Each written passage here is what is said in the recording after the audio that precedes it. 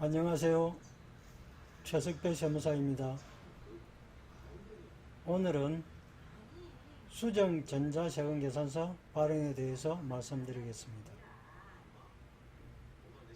전자세금계산서는 한 번 발행이 되면 취소하거나 삭제가 안 됩니다.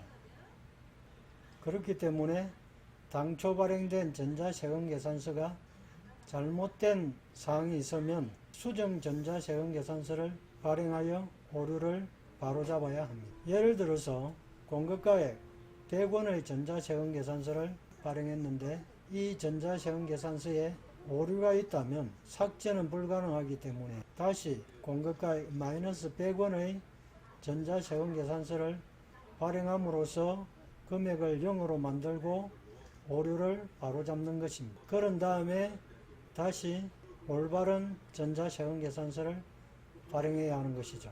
수정 전자세금계산서의 경우에는 당초 전자세금계산서가 잘못되었기 때문에 취소하는 전자세금계산 한 장을 발행하고 다시 올바른 전자세금계산서를 한 장 발행하는 것이 보통입니다. 그렇기 때문에 일단 한번 발행된 전자세금계산서에 대해서 수정 전자세금계산서를 발행하면 두 장이 발생하고 그 발행된 수정세금계산서에 다시 오류가 생기게 되면 4장의 전자세금계산서를 발행해야 되기 때문에 기하급수적으로 그 발행 매수가 늘어나게 됩니다. 그렇게 되면 발행자는 멘붕에 빠지기 십상입니다.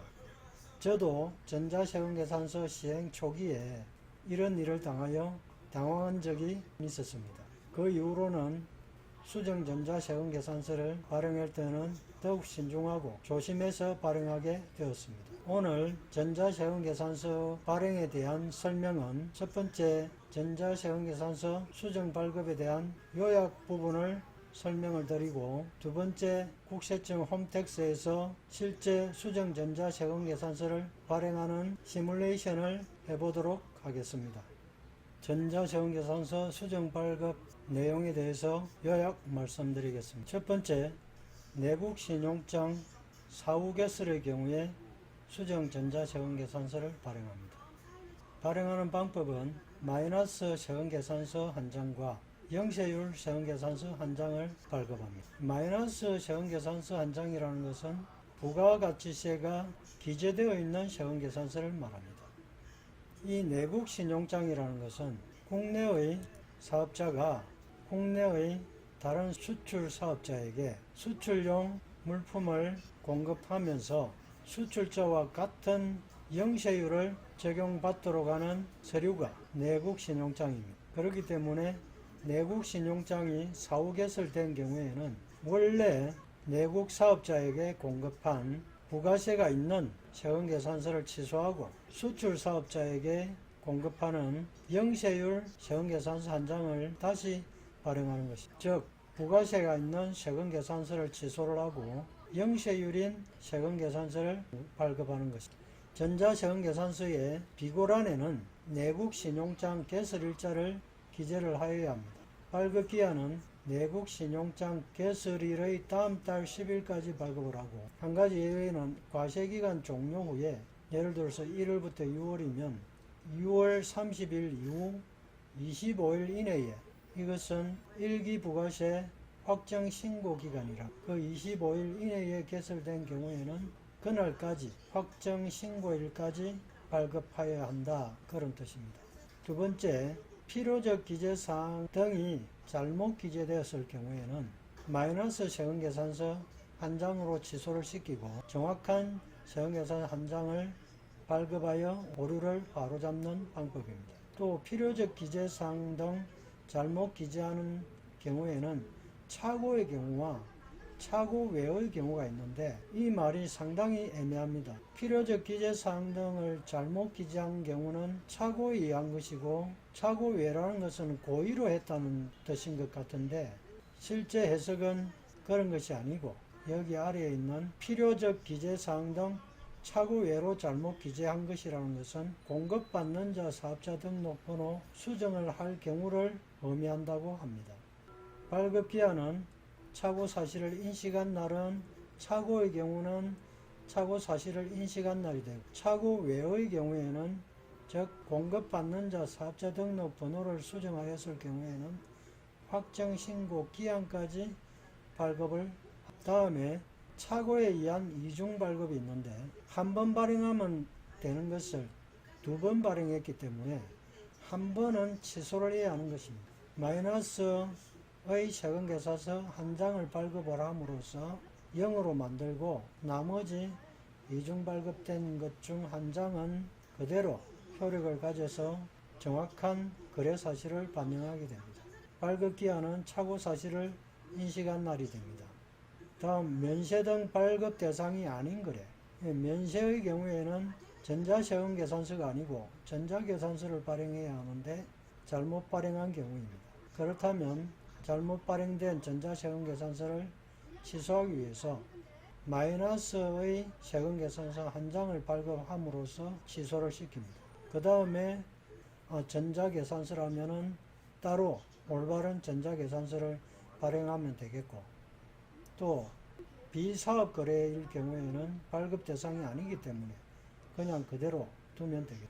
발급기한은 착오 사실을 인식한 날이 되고, 다음 세율을 잘못 적용한 경우에는 부가세율이 공급가액의 10%인데 10%가 아닌 20%를 적용했다든지 할 경우에는 틀린 세금계산서를 취소시키기 위해서 마이너스 세금계산서 한 장을 발행하고 다시 정확한 세금계산서 한 장을 발행해서 오류를 바로잡으면 되겠습니다. 발급기한은 착오 사실을 인식한 날이 됩니다. 그런데 여기 내국신용장 사후개설, 필요적 기재사항 등 잘못 기재, 착오에 의한 이중발급, 면세 등 발급 대상이 아닌 거래, 세율을 잘못 적용한 경우에는 작성월일이 당초 세금계산서를 작성한 날짜로 소급되어서 기재됩니다. 그렇기 때문에 이럴 경우 확정신고 기한 이내에 이런 사항들에 대한 수정세금계산서가 발급되었다면 그러한 오류 사실을 다 반영을 해서 신고를 하기 때문에 수정신고서를 작성해서 제출할 필요는 없겠습니다. 하지만 이러한 내용들에 대해서 확정신고 기한이 지난 이후에 발행을 하게 되었다면 당초 작성한 부가가치세 신고서와는 내용이 다를 것이기 때문에 다시 수정신고서를 작성하여 세무서에 제출하고 납부세액이 발생한다면 추가로 납부를 하여야 하겠습니다. 다음에 나오는 세 가지의 거래의 경우에는 작성일자가 소급되지 않고 발생한 날을 작성월일로 합니다. 첫 번째를 보면 환입인데요. 환입 금액분에 대하여 마이너스 전자세금계산서 한 장을 발급합니다. 이거로서 마무리가 됩니다. 환입이라는 것은 한번 판매된 재화나 용역이 다시 반품되었을 경우에 환입이라고 합니다. 그 환입 반품된 금액분에 대하여 마이너스 전자세금계산서 한 장을 발급함으로써 환입된 사실을 반영을 해주게 됩니다. 작성월일은 위와는 달리 환입된 날을 작성월일로 기재합니다. 그렇기 때문에 비고란에는 처음 세금계산서 작성일자를 기재를 해주게 됩니다. 발급기한은 환입된 날 다음 달 10일까지 발급을 하면 됩니다. 두 번째는 계약의 해제입니다. 당초 얼마의 재화나 용역을 공급하기로 했는데 그 계약이 취소가 되어서 해제가 되어버린 것입니다.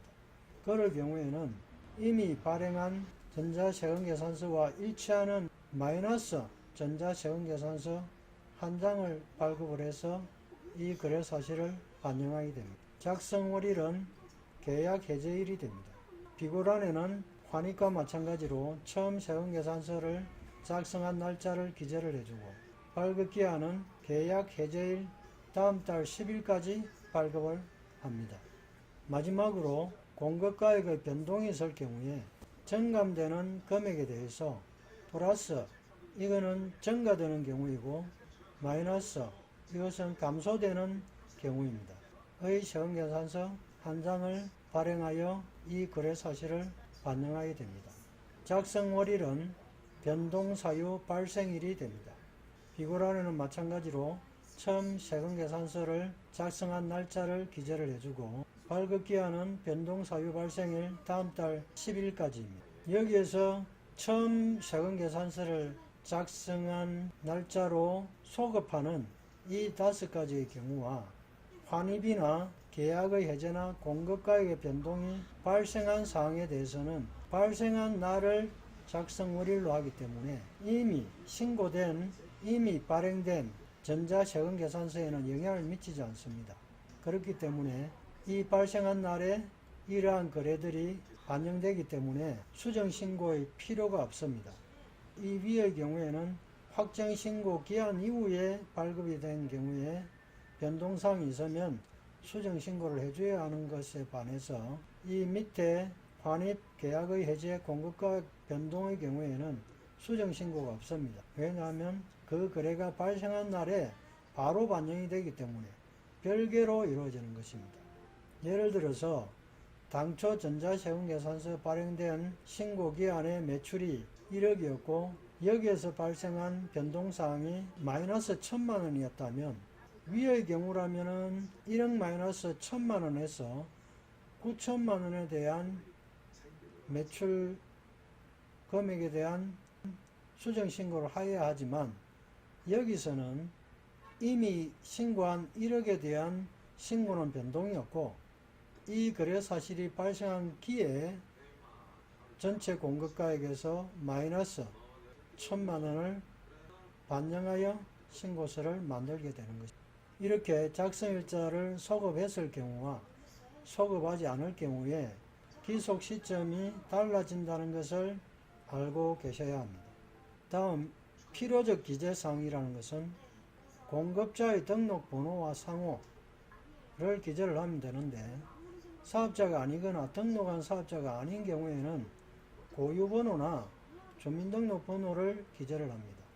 고유번호라는 것은 사업을 목적으로 하지 않는 비영리 법인이나 단체에 부여된 사업자 등록번호와 같이 전부 10자리의 수로 이루어져 있습니다.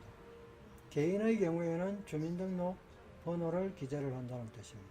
고유번호증이란 수익사업을 하지 않는 비영리단체에 대해 과세자료 처리 등을 위해 세무서장에게 부여받은 번호를 말합니다. 그 다음에 공급받는 자의 등록번호. 여기에 공급자의 경우에는 등록번호와 상호가 둘 다 필요적 기재사항이지만 공급받는 자의 경우에는 등록번호만 필요적 기재사항입니다. 다음에 세금계산서를 작성한 작성일자가 되고 또 공급가액, 부가세가 기재가 되어야 되는데 이러한 4가지를 필요적 기재사항이라고 합니다. 이 필요적 기재사항에 대해서 수정세금계산서를 발급하였을 경우에는 가산세가 적용되게 됩니다. 필요적 기재사항의 전부나 일부를 기재하지 않는 경우와 사실과 다르게 기재된 경우에는 공급자와 공급받는 자 모두 공급가액의 1%의 가산세를 부과받게 됩니다. 1억이면 100만원, 10억이면 1000만원. 금액이 상당히 큽니다. 결국은 부가세는 공급가액의 10%가 되니까 공급가액의 1%니까 부가세의 10%만큼 가산세를 부과받는다는 뜻입니다. 다음에 수정세금계산서 발급 시에 매입세액 공제가 되는지 안 되는지에 대한 사항입니다. 매입세액은 공급가액의 10%가 되는데 공제를 받지 못한다면 피해가 크게 됩니다.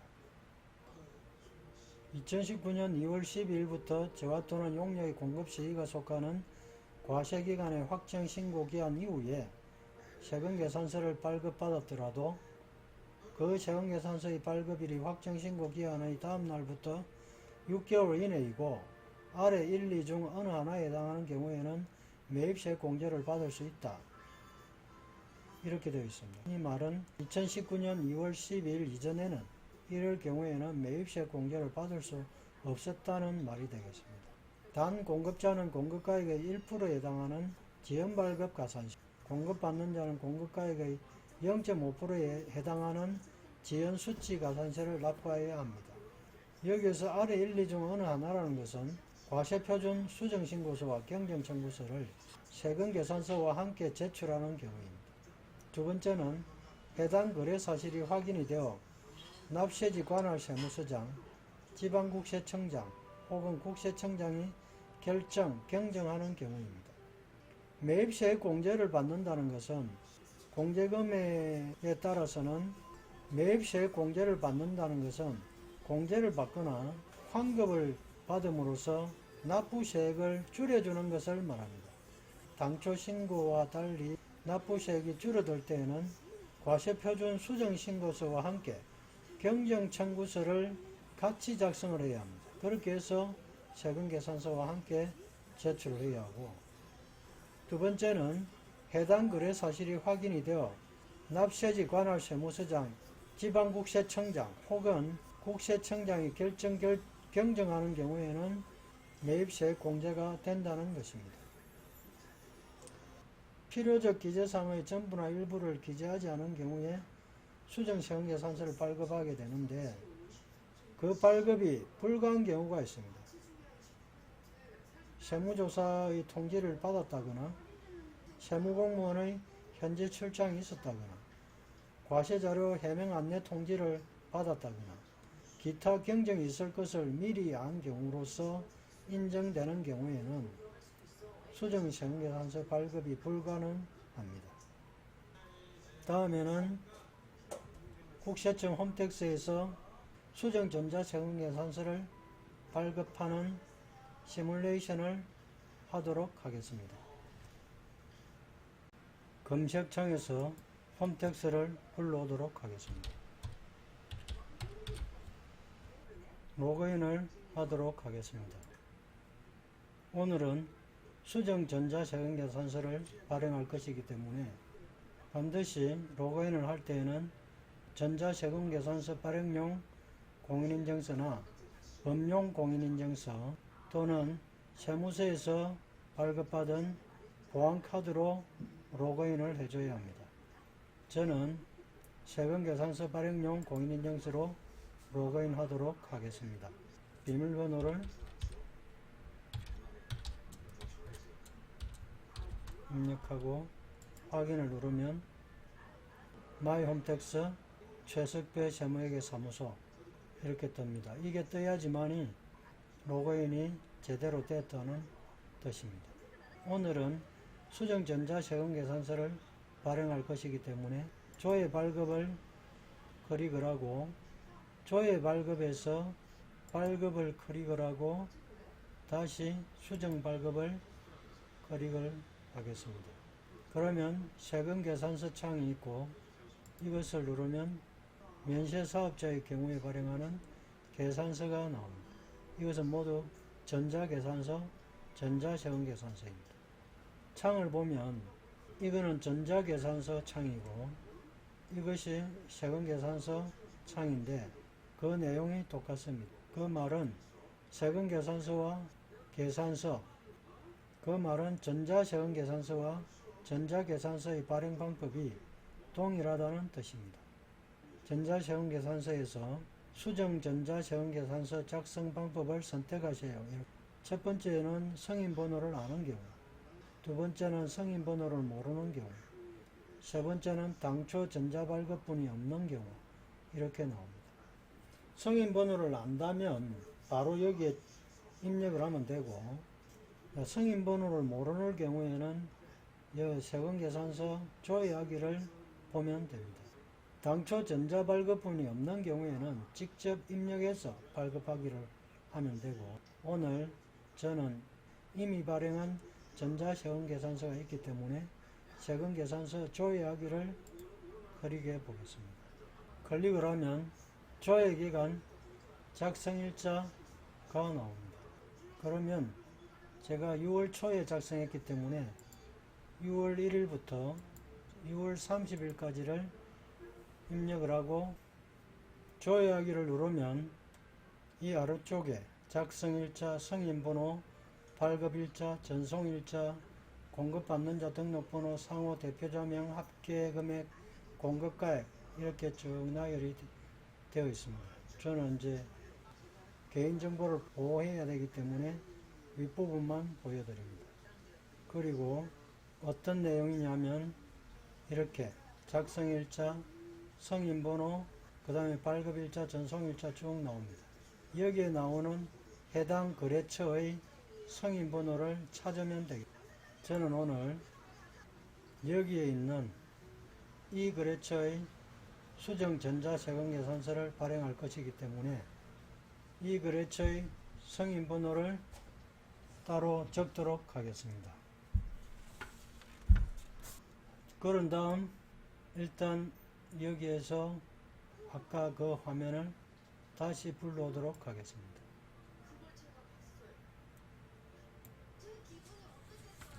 제가 이미 목록조회에서 성인번호를 확인하였기 때문에 적어보도록 하겠습니다. 성인번호는 년, 월, 일자를 기재를 하고 다음에 일련번호 1, 000, 0000 다음에 전부 8자리가 되죠. 여기서도 8자리, 여기도 8자리, 그 뒤에도 8자리가 됩니다. 2, 9, 6, 0 예, 뒷자리는 제 혼자만 확인을 해야 되기 때문에 일단은 가리도록 하겠습니다.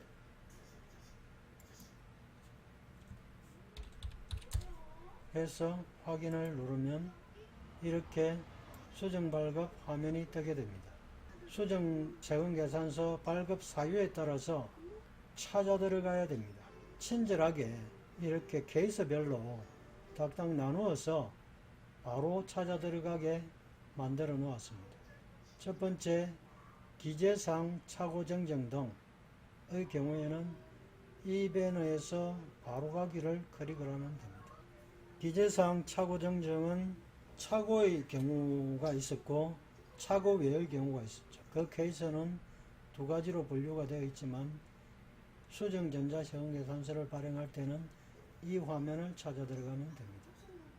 두 번째는 착오에 의한 이중발급의 경우에는 이 창에서 들어간 바로가기로 가면 되고, 공급가액 변동은 이 창에서 바로가기, 계약의 해제의 경우에는 바로 이 창에서, 환입의 경우에는 이 창에서 바로가기, 내국 신용장 등 사후 개설의 경우에는 이 창에서 바로가기를 클릭을 하면 됩니다.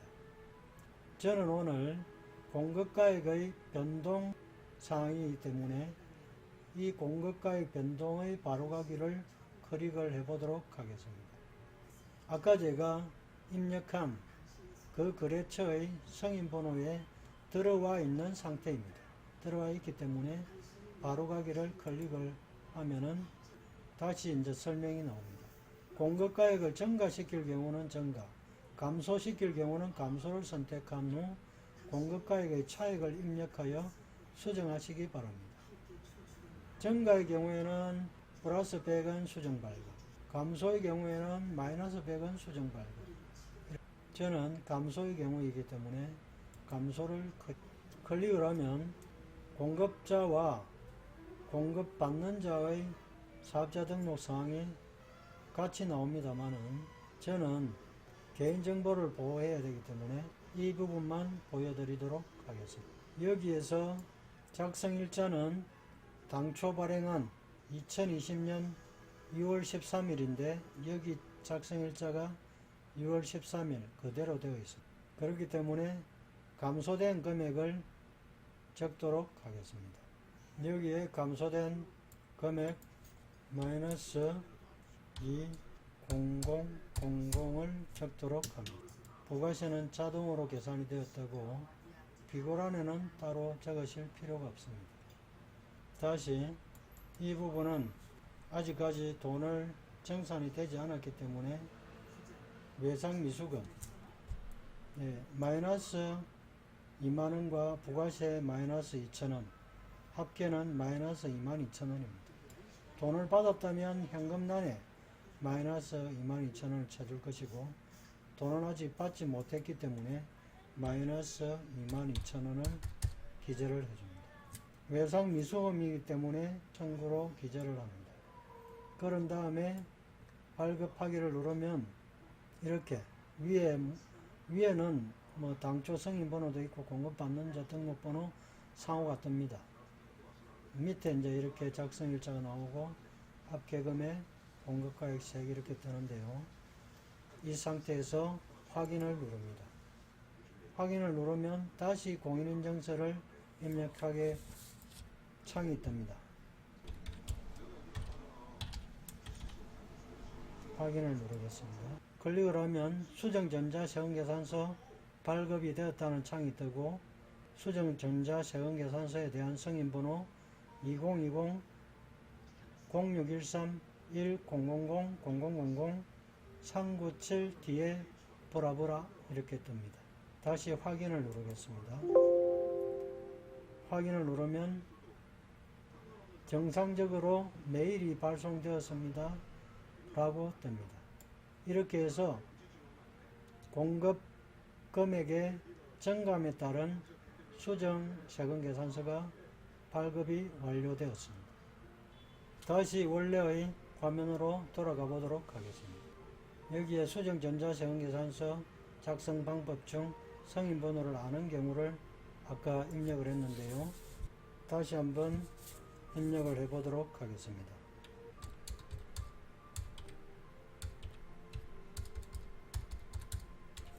클릭을 하면 그 이후의 수정전자세금계산서 발급 항목들의 창이 뜹니다.